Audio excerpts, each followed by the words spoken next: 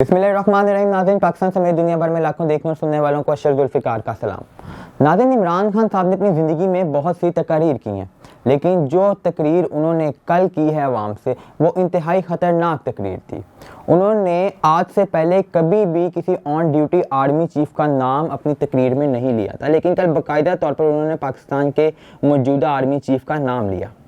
उन्होंने मज़ीद बयान देते हुए कल कहा है जी कि इस्टेब्लिशमेंट मुझे अपना दुश्मन समझती है। उन्होंने ये बयान देकर असल में जो पाकिस्तान की इस्टेब्लिशमेंट है उनको ये बताया है कि इंटरनेशनल इस्टेब्लिशमेंट मेरे साथ है। उन्होंने बयान दिया, उन्होंने कहा जी कि मौजूदा आर्मी चीफ जो हैं वो मेरे से कुछ नाराज़ नज़र आते हैं और वो मुझे गुनहगार समझते हैं, लेकिन हरगिज़ ऐसा नहीं है। मौजूदा आर्मी चीफ अगर चाहें तो मेरी या मेरी एहलिया की कोई एक भी करप्शन निकाल कर दिखा दें, एक भी करप्शन का केस निकाल कर दिखाएं। मजीद उन्होंने बात करते हुए बोला कि मैं मुल्की मुफाद के लिए मौजूदा आर्मी चीफ के साथ बैठकर टेबल पे बात करने के लिए तैयार हूँ, लेकिन इसका हरगिज़ मतलब ये ना समझा जाए कि इमरान खान ने घुटने टेक दिए, ऐसा हरगिज़ नहीं होगा। मजीद उन्होंने बात करते हुए बोला जी कि मुझे मारने की कोशिश करने वालों में हमारे मुहाफिजों का ही हाथ है। मतलब उनकी इस बयान से आप ये बात ले सकते हैं कि उन्होंने मुल्की अदारों के ऊपर डायरेक्ट अटैक किया है। उन्होंने मुल्की अदारों का जो नाम है वो मुहाफिजों के तौर पर वहाँ पे लिया। क्या इमरान खान साहब का इस वक्त अदारों का नाम लेना ठीक है या नहीं, ये तो पाकिस्तान की अवाम ही फैसला करेंगी, लेकिन ये तकरीर इंतहाई ख़तरनाक तकरीर थी उनकी ज़िंदगी की। उन्होंने मज़ीद बात करते हुए बोला जी कि सऊदी वली अहद शाह सलमान मेरे से अभी तक राबते में हैं। इस बयान का मतलब ये था कि इमरान खान साहब कहना ये चाह रहे थे अपनी इस्टेब्लिशमेंट को कि देखिए अगर आप लोग मेरे साथ नहीं है तो इंटरनेशनल इस्टेब्लिशमेंट तो मेरे साथ खड़ी हुई है, और अगर आप लोग मुझे नुकसान पहुंचाने का सोच रहे हैं या फिर आप लोग मुझे नुकसान पहुंचाएंगे तो ये बात इंटरनेशनल इस्टेब्लिशमेंट को पसंद नहीं आएगी।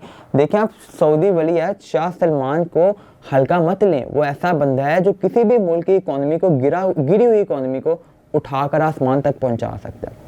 जब इमरान खान साहब से मिले थे, फिर उसके बाद ये रिसेंटली जो मौजूदा वज़ीर आज़म शहबाज शरीफ साहब हैं वो भी उनसे जाकर मिले, तो उन्होंने यही बात की। उन्होंने कहा जिस तरह कतर, कुवैत, सऊदी अरब, दुबई में जिस तरह अमन है, आप लोग सबसे पहले पाकिस्तान में अमन लेकर आए।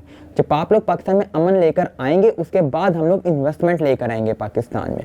तो वो बंदा है जो किसी भी मुल्क की इकॉनमी को, गिरी हुई इकॉनमी को उठाकर ले जा सकते हैं आसमान पर। तो ये इमरान खान साहब ने जो इस्टेब्लिशमेंट है पाकिस्तान की उसको पैगाम दिया कि अगर आप लोग मुझे मारने का सोच रहे हैं, मुझे नुकसान पहुंचाने का सोच रहे हैं, मुल्की इदारे जो हैं वो मेरे साथ कुछ गलत करने का सोच रहे हैं, तो ऐसा हरगिज़ मत सोचिए। अगर आप लोग मुझे कुछ तंग करेंगे तो ये इंटरनेशनल इस्टेब्लिशमेंट को बात पसंद नहीं आएगी, और वो इंटरनेशनल इस्टेब्लिशमेंट मेरे से राबते में है। तो अगर ये बात उनको पसंद नहीं आएगी कि आप लोग मुझे नुकसान पाकिस्तान में पहुंचा रहे हैं, तो वो कल को ना तो कोई बिजनेस लेकर आएंगे, ना इन्वेस्टमेंट लेकर आएंगे, ना तो बाहर से ओवरसीज क्लाइंट कभी पाकिस्तान आके इन्वेस्टमेंट करेगा। तो ये जो आर्मी चीफ थे उनको पैगाम दिया गया और बार बार उन्होंने मौजूदा आर्मी चीफ को अपने जो खिताब है उसमें ललकारा। उसके बाद आप देखें कि वो बाजवा जब ऑन ड्यूटी आर्मी चीफ थे, इमरान खान ने कभी भी बाजवा के खिलाफ बात नहीं की थी।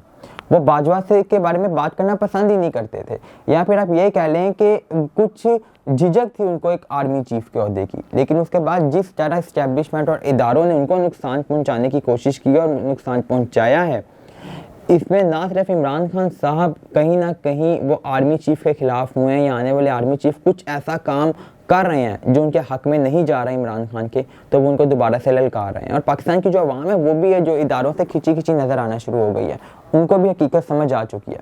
नाज़रीन, दूसरी जानिब जो है 30 अप्रैल को इलेक्शन कमीशन की तरफ से सदर आरिफ अलवी को खत कल भेजा गया जी 30 अप्रैल को हम लोग इलेक्शन करवा सकते हैं। 30 अप्रैल से लेके 5 मई के अंदर, इन 5-6 दिनों के अंदर हम इलेक्शंस करवा सकते हैं। खत का ये मतन था, और जिसके बाद सदर ने इस खत को खुश आइन करार दिया। आपको याद करवाते चलें कि सदर आरिफ अलवी ने इससे पहले 9 अप्रैल की डेट दी थी पंजाब और खैबर पख्तूनख्वा में इलेक्शंस की, लेकिन इलेक्शन कमीशन ऑफ पाकिस्तान पहले मान नहीं रहा था।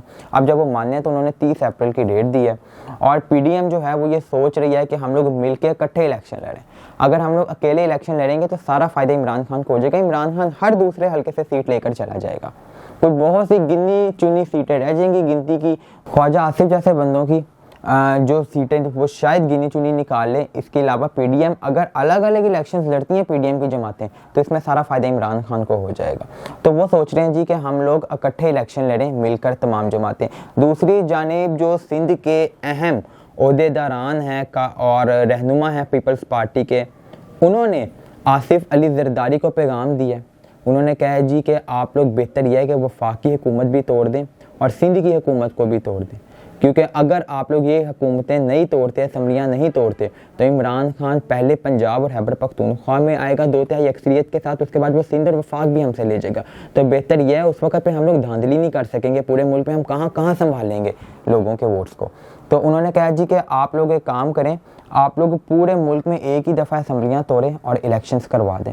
یہ پیغام دیا گیا آصف علی زرداری کو، اور عمران خان صاحب نے آج سے اپنی الیکشن کمپین کا آغاز کر دیا پنجاب اور خیبر پختونخوا میں، اور لوگ کہہ رہے ہیں، اور بڑے بڑے جو تجزیہ کار ہیں میڈیا میں بیٹھے ہوئے وہ یہی کہہ رہے ہیں کہ عمران خان صاحب آئیں گے 2/3 یا پھر 3/4 اکثریت کے ساتھ۔ تو حضور آپ کو منع کیا تھا کہ حکومت کو مت گرائیے گا عمران خان کی، وہ کہتا تھا کہ اگر میری حکومت گرائی گئی تو میں سڑکوں پہ نکل کے زیادہ خطرناک ہو جاؤں گا۔ اب آپ کو الیکشنز میں پتہ چلے گا۔ تو ناظرین دیکھتے ہیں کہ آگے ملک کی سیاسی صورتحال کدھر جاتی ہے۔ اسی کے ساتھ اپنے میزبان ارشد ذوالفقار کو اجازت دیجیے۔ اللہ نگہبان۔ کیونکہ خبروں کو اب چلنے دو۔